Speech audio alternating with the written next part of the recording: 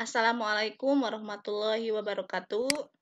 Bertemu kembali dengan Ibu di mata pelajaran Ilmu Pengetahuan Alam kelas 8. Semangat pagi semuanya. Apa kabarnya hari ini? Semoga kalian semua sehat ya. Tetap semangat belajarnya. Jangan lupa berdoa sebelum belajar. Hari ini materi yang akan Ibu bahas adalah tekanan pada zat cair yang kedua, yaitu hukum Archimedes. Kompetensi dasarnya menjelaskan tekanan zat dan penerapannya dalam kehidupan sehari-hari, termasuk tekanan darah, osmosis, dan kapilaritas jaringan angkut pada tumbuhan. Adapun tujuan pembelajarannya, yang pertama, kalian dapat menjelaskan konsep hukum Archimedes. Kedua, kalian dapat memberi contoh penerapan hukum Archimedes dalam kehidupan sehari-hari. Ketiga, kalian dapat menghitung besarnya gaya ke atas dengan menggunakan persamaan. Keempat, kalian dapat menjelaskan peristiwa tenggelam, melayang, dan mengapung. Sejarah hukum Archimedes. Seorang raja memanggil tukang emas untuk dibuatkan suatu mahkota yang terbuat dari emas murni. Mahkota itu tampak biasa seperti yang raja minta, tapi begitu diangkat, mahkota terasa ringan. Raja pun mulai ragu kepada tukang emas tersebut. Akhirnya, raja mengutus pengawal untuk mencari orang pintar. Kemudian datanglah Archimedes untuk membuktikan keaslian mahkota tersebut. Archimedes memilih menyerah, ia pun pulang untuk berpikir. Suatu sore, dia masuk ke batu untuk mandi, lalu menyadari sesuatu. Kenapa pas masuk ke dalam bak mandi, airnya naik, kemudian keluar, air baknya berkurang. Ia pun terhening lalu menjerit, "Eureka!" Ternyata Archimedes sadar bahwa volume air yang bertambah saat masuk ke dalam bak mandi setara dengan volume dirinya sendiri. Itu artinya untuk mengetahui berapa volume mahkota, tinggal memasukkan kedua emas ke dalam air. Kalau penambahan volume airnya sama, artinya emas yang digunakan pada mahkota adalah emas murni 100%. Ini adalah gambar ilustrasi Archimedes pada saat memasukkan mahkota dan emas ke dalam zat cair. Dari sejarah hukum Archimedes, kita dapat menyimpulkan bahwa Archimedes adalah orang yang pertama kali menemukan gaya ke atas pada suatu benda yang dicelupkan ke dalam zat cair. Akibat adanya gaya ke atas, maka ketika kamu berenang, kamu akan merasa beratmu lebih ringan di dalam air dibanding di darat sehingga kamu dapat terapung di atas air. Jadi nanti kalau ada pertanyaan, siapakah orang yang pertama kali menemukan gaya ke atas pada suatu benda yang dicelupkan ke dalam zat cair? Tentu jawabannya Archimedes.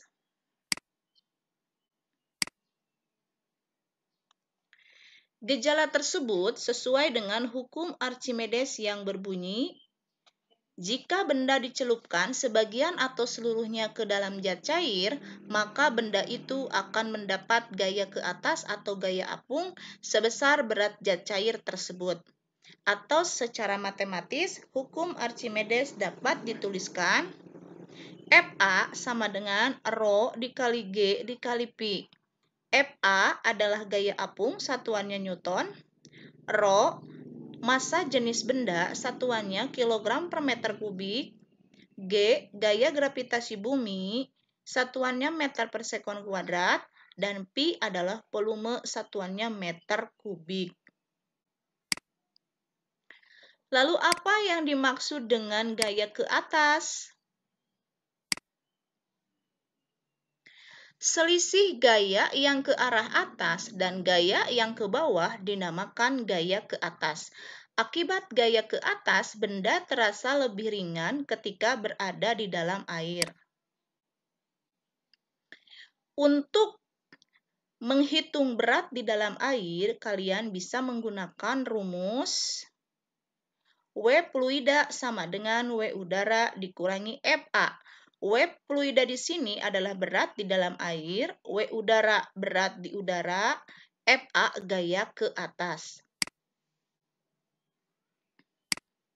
Contoh soal. Sebuah benda bermassa jenis 1.500 kg per meter kubik dan bervolume 8.000 cm kubik tercelup seluruhnya ke dalam air jika massa jenis air 1.000 kg per meter kubik dan percepatan gravitasi bumi 10 meter per sekon kuadrat. Berapakah besar gaya ke atas yang dialami benda dan berat benda di dalam air? Diketahui ρB atau massa jenis bendanya 1.500 kg per meter kubik. Kemudian ρA atau massa jenis airnya 1.000 kg per meter kubik. VA sama dengan PB, volume air sama dengan volume benda, yaitu 8.000 cm kubik. Satuan cm kubik kalian ubah satuannya ke meter kubik. Sentimeter ke meter itu naik 2 tangga. Dikarenakan pangkat 3, berarti setiap naik atau turun nilainya 1.000. Kalau 2 tangga berarti 1 juta. Jadi 8.000 dibagi 1 juta, hasilnya 8 kali 10 pangkat negatif 3, atau didesimalkan 0,008 meter kubik. Yang ditanyakannya Fa atau gaya ke atas, dan yang kedua berat di dalam air atau W air.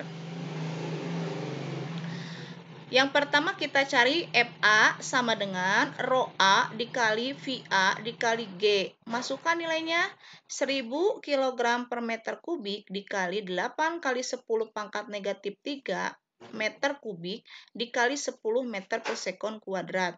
Hasilnya 80 Newton. Jadi besar gaya ke atas yang dialami benda 80 Newton. Yang kedua, yang ditanyakannya berat benda di dalam air. Untuk mencari berat benda di dalam air, W air sama dengan W udara dikurangi Fa. Dikarenakan W udaranya belum diketahui, kita terlebih dahulu cari W udara dengan rumus ρB dikali PB dikali G. Masukkan nilainya 1.500 kg per meter kubik kali 8 kali 10 pangkat negatif 3 meter kubik dikali 10 meter per sekon kuadrat. Hasilnya 120 Newton. Maka berat benda di air, W air sama dengan W udara dikurangi Fa. 120 Newton dikurangi 80 Newton. Hasilnya 40 Newton. Jadi berat benda di dalam air 40 Newton. Peristiwa tenggelam, melayang, dan mengapung. Suatu benda yang dicelupkan sebagian atau seluruhnya ke dalam zat cair, maka akan mengalami 3 kemungkinan. Yang pertama tenggelam, yang kedua melayang, dan yang ketiga mengapung. Yang pertama tenggelam. Benda dikatakan tenggelam apabila berat benda lebih besar daripada gaya ke atas, atau Wb lebih besar daripada Fa. Karena Pb lebih besar daripada Pf, maka ρB lebih besar daripada ρF. Jadi, benda tenggelam jika massa jenis benda lebih besar daripada massa jenis zat cair. Yang kedua, melayang. Benda dikatakan melayang apabila berat benda sama dengan gaya ke atas, atau Wb sama dengan Fa. Karena Pb sama dengan Pf, maka ρB sama dengan ρF. Jadi, benda akan melayang jika massa jenis benda sama dengan massa jenis zat cair. Yang ketiga, mengapung.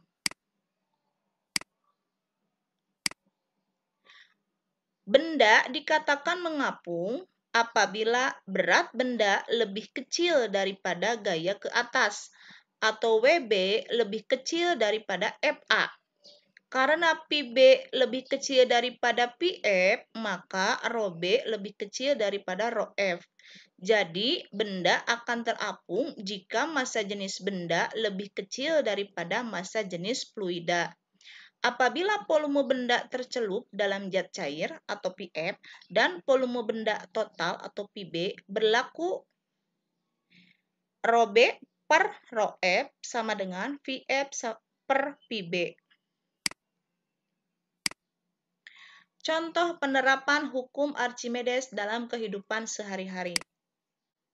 1. Balon udara. Balon udara diisi dengan gas dengan massa jenis zat yang lebih kecil dari massa jenis udara di sekitarnya. Dengan perbedaan massa jenis tersebut dapat membuat balon udara mendapat gaya angkat ke atas, sehingga balon udara dapat terbang seperti pesawat. Yang kedua, kapal selam atau kapal layar. Bentuk kapal laut berupa cekungan sehingga berat kapal laut yang tenggelam di laut akan mendapat gaya ke atas. Gaya ke atas inilah yang membuat kapal laut tidak tenggelam. Lebih tepatnya dikarenakan perbedaan massa jenis karena gaya ke atas berhubungan dengan massa jenis benda. Hidrometer. Hidrometer merupakan alat yang digunakan untuk mengukur massa jenis suatu zat cair. Hidrometer terbuat dari tabung kaca.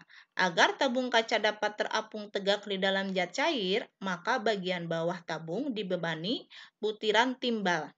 Diameter bagian bawah tabung kaca dibuat lebih besar supaya volume zat cair yang dipindahkan hidrometer lebih besar, sehingga dapat dihasilkan gaya ke atas yang lebih besar dan hidrometer dapat mengapung di dalam zat cair. Keempat, jembatan ponton atau disebut juga jembatan apung. Jembatan ponton adalah jembatan yang terbuat dari drum kosong sebagai alat apungnya dan jajaran kayu sebagai jalannya. Jembatan ponton dapat ditemui di daerah pelabuhan. Drum kosong berisi udara yang memiliki massa jenis lebih ringan daripada massa jenis air laut, sehingga drum kosong tersebut dapat mengapung pada air laut. Silahkan kalian kerjakan kuisnya, jawabannya ditulis di kolom komentar. Hari ini dicukupkan sekian. Apabila ada yang belum dipahami, silahkan kalian bisa tanyakan di kolom komentar. Jangan lupa di like, komen, dan subscribe. Terima kasih, semoga bermanfaat. Wassalamualaikum warahmatullahi wabarakatuh.